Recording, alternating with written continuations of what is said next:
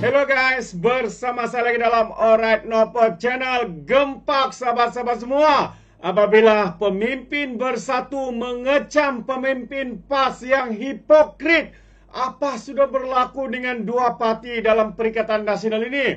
Masing-masing menunjuk kuasa, masing-masing cuba tunjuk kebodohan dan sebagainya. Dan apa yang saya lihat sendiri, parti PAS ini pula bertindak sendirian, ya, menunjukkan betapa terdesaknya mereka, sahabat-sahabat semua. Kalau sebelum ini ramai mengatakan bahwa PAS ini parti penunggang bangsa dan agama, tetapi hari ini sekali lagi PAS menjadi penunggang kepada Najib Razak.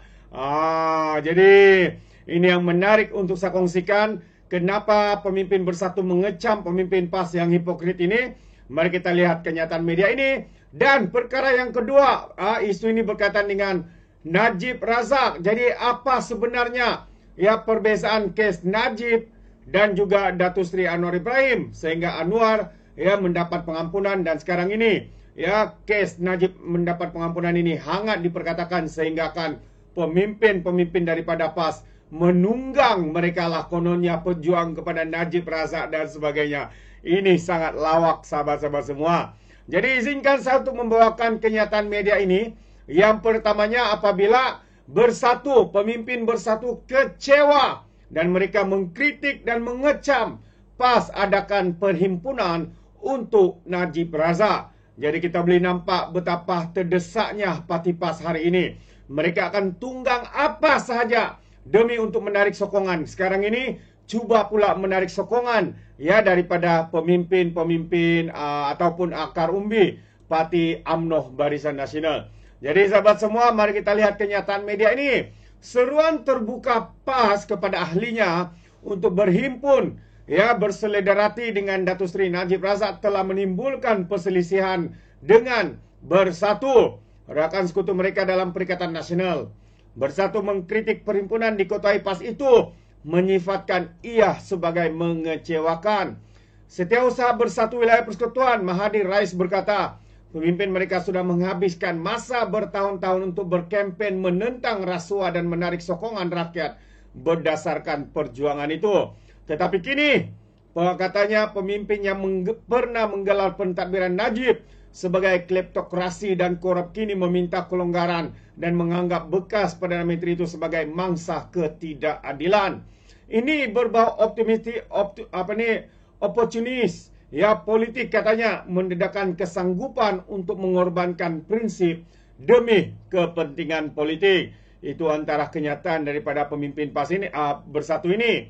Tambah lagi, perhimpunan ini melambangkan isu yang lebih besar dalam politik Malaysia. Pemimpin kedua-dua pihak kelihatan lebih fokus untuk memelihara pengaruh mereka daripada menangani kebimbangan rakyat. Rakyat dibiarkan sebagai penonton semata-mata dalam teater politik, di mana pihak berkuasa melindungi satu sama lain tanpa mengira pihak mana mereka berada, katanya dalam satu kenyataan. Dan kata Mahathir lagi, mereka telah mengkhianati amanah negara tanpa mengira status atau legasi mesti bertanggung jawab atas tindakan mereka. Jadi sahabat semua, itu kekecewaan yang diluahkan ya oleh pemimpin daripada Bersatu yang menganggap betapa hipokritnya PAS ini, dan mereka sanggup mengorbankan prinsip mereka demi apa? Demi untuk meraih sokongan, demi untuk menunjukkan kononnya mereka bersama-sama dengan Najib Razak. Oh, itu dia sahabat semua. Jadi persoalannya adalah dalam isu Tita Addendum ini, menarik untuk kita lihat apakah perbezaan kes Najib dan juga Anwar Ibrahim.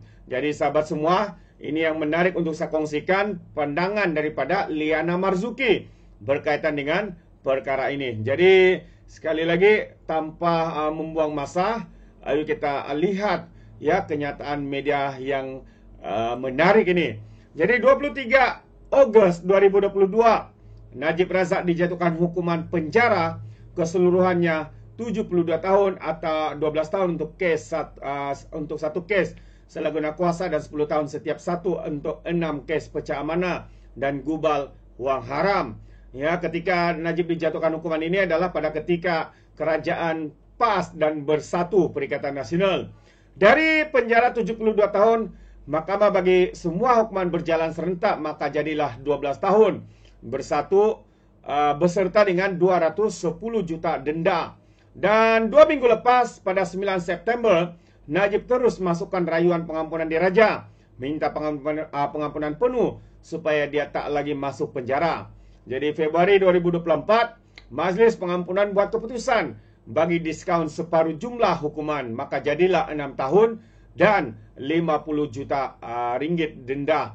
Atas perangai dah bagi betis nak paha, sekarang pasukan Najib Razak menuntut lebih. Bukan saja nak diskaun, mereka nak juga Najib dapat tahanan rumah. Kononnya ada addendum ataupun titah tambahan agung yang nakkan Najib sedemikian.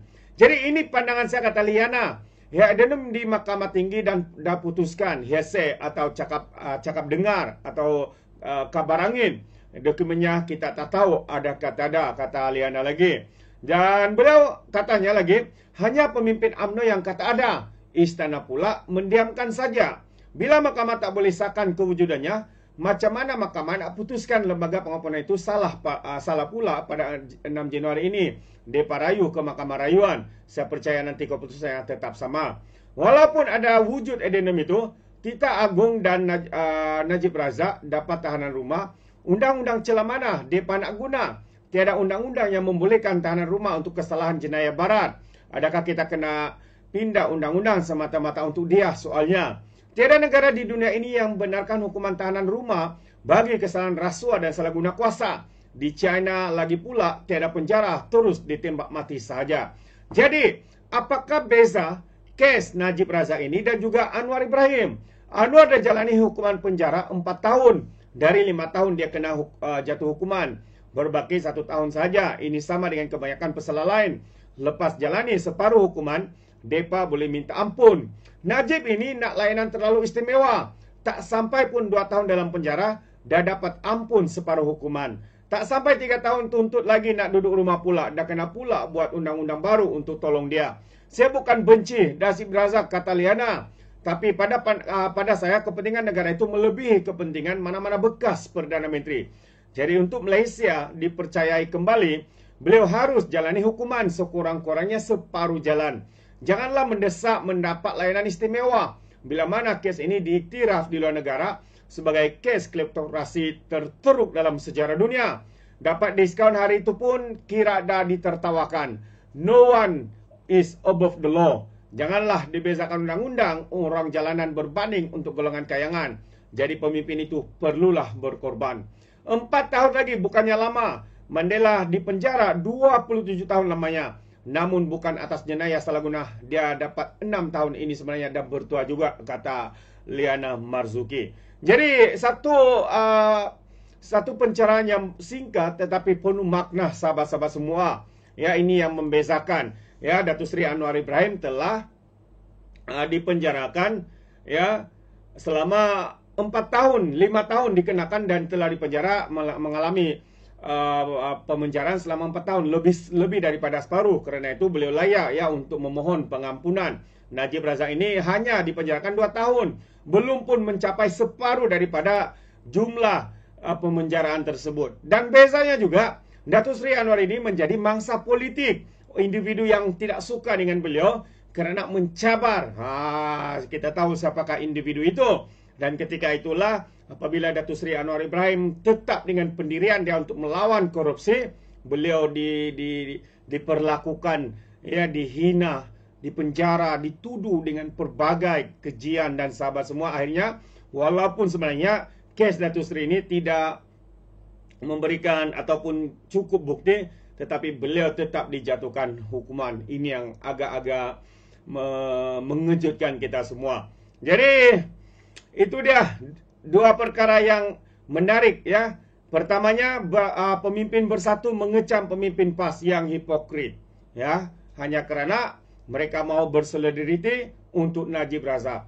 Ya, katanya PAS sudah mengorbankan prinsip mereka demi untuk politik semata-mata, demi untuk mendapat sokongan daripada akar umbi UMNO dan sebagainya. Mereka sanggup lepaskan prinsip mereka dan berbuat seperti mana yang diumumkan oleh pemimpin PAS, yaitu bersolidariti bersama dengan Najib Razak. Jadi sahabat semua, apa pandangan anda? Anda berikan komen di dalam ruangan komen. Terima kasih. Izinkan saya untuk mengundurkan diri dan seperti biasa, peribahasa mengatakan, tapapun kangkap, 2 tahun keinginan. Dalam bahasa Melayunya, tepuk dada, tanya selera. Sekian daripada Alright Nopo Channel. Saya kita berjumpa lagi. Bye-bye.